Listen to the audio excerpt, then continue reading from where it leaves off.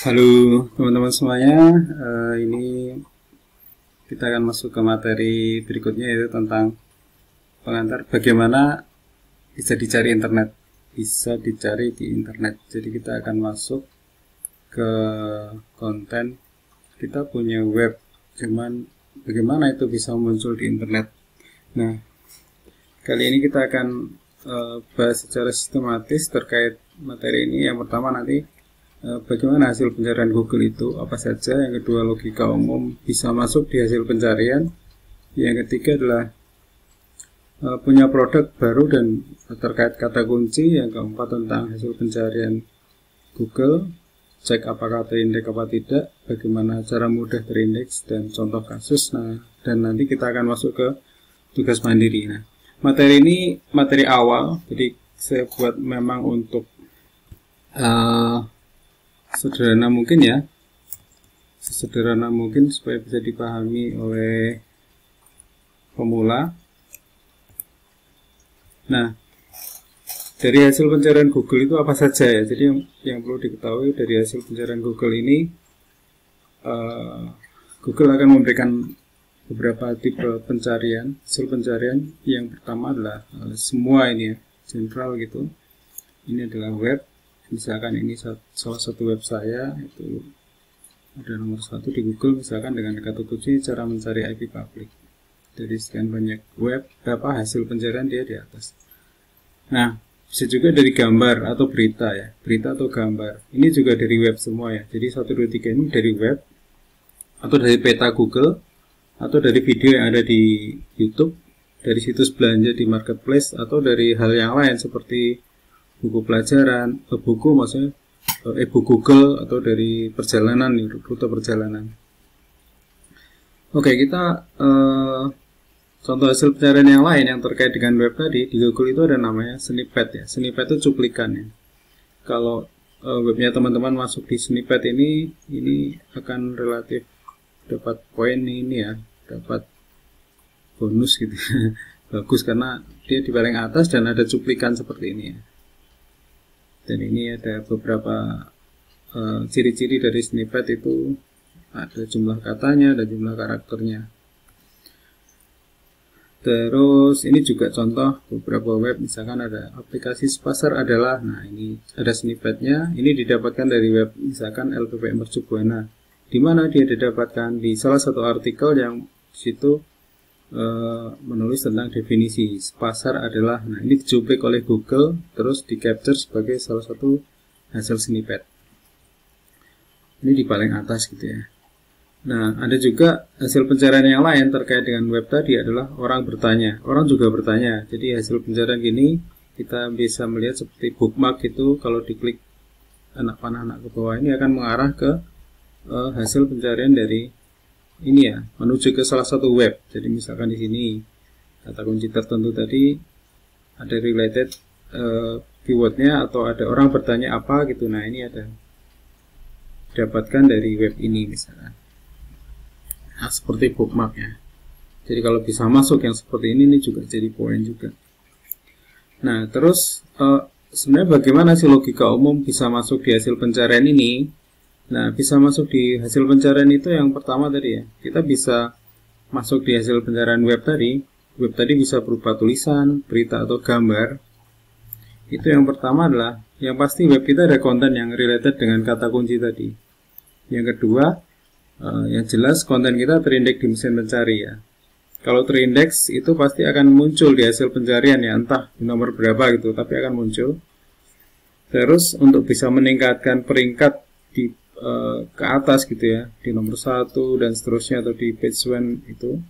Nah, itu web kita harus mendapatkan rekomendasi. Rekomendasinya adalah backlink ya, dari web lain yang sudah ada. Jadi ini untuk meningkatkan reputasi. Jadi kalau mendapatkan banyak backlink, tentu backlink yang berkualitas ya, itu akan semakin meningkat web kita. Terus supaya bisa bertahan di situ atau dilirik, dibaca, maka kontennya juga bagus. Karena kalau nggak bagus, nanti ketika orang menemukan web kita nanti adalah bouncing ya, jadi balik gitu ya. Hanya melihat saja, belum sempat baca, udah pergi.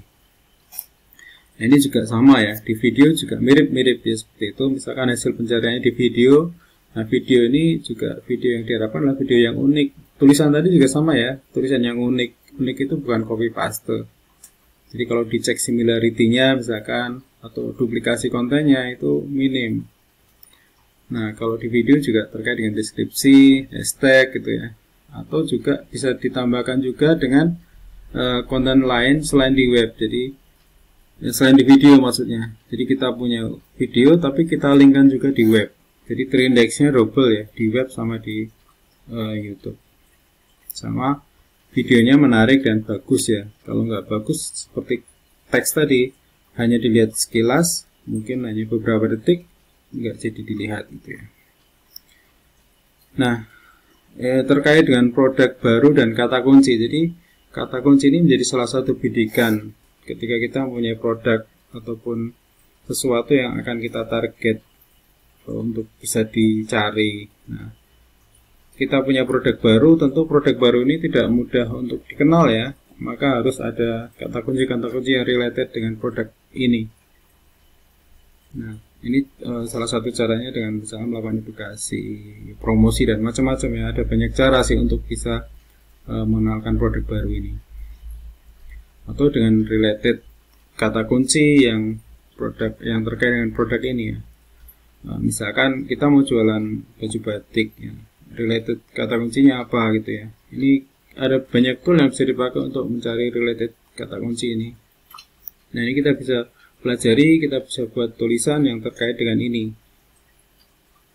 Atau misalkan dengan menambahkan kata kunci batik, baju batik murah, baju batik terbaru dan sebagainya. Atau misalkan kalau itu artikel edukasi, misalkan cara membuat baju batik dan sebagainya ya. Bisa menggunakan kata kunci yang mungkin lebih panjang daripada kata kunci utamanya. Nah, terus yang berikutnya ada bagaimana sih cara cek apakah web kita sudah terindeks Google apa belum? Nah, cara cek yang paling mudah adalah cukup dengan mengetik seperti ini ya. Buka google.com atau .id, tulis site.2, misalkan nama webnya nunu.myid. Nah, di sini akan kelihatan kalau misalkan sudah terindeks ada hasilnya. Misalkan di sini ada 58 hasil pencarian. Berarti ada 58 page dari alamat ini. Kalau masih kosong seperti ini ya berarti belum ada. Nah, kalau belum ada bagaimana ya? Ya memang perlu tidak langsung terindeks dengan mudah ya. Tapi ada cara yang mudah yang bisa ditempuh. Memang perlu waktu ya untuk bisa terindeks. Yang pertama adalah ini ya. Kita menaruh artikel di web lain yang sudah terindeks. Ya, bisa link saja atau artikel ya. Akan lebih baik biasanya berupa artikel yang di situ ada salah satu link yang mengarah ke web baru tadi. Nah, ini yang kedua ini. Yang pertama tadi ya, kita siapkan dulu ya konten ya. Tadi kontennya sudah ada, terus kita bikin link, bisa kerjasama atau mungkin ada banyak cara untuk bisa mendapatkan backlink ini namanya. Yang bagus adalah link yang terkait link namanya do follow ya. Ini akan kita bahas di materi berikutnya ya. Terkait dengan artikel tadi juga sama ya. Di web kita ada artikel yang baik itu juga ada kriterianya, nanti kita akan bahas di materi yang lain. Terus yang ketiga, kita juga bisa menempuh cara itu menggunakan Google Search Console, atau kalau dulu Google Webmaster itu kita menaruh URL kita atau mendaftarkan supaya didatangi oleh Google ya, supaya terindeks oleh Google. Tapi ini juga harus ditempuh ya, supaya web kita kuat.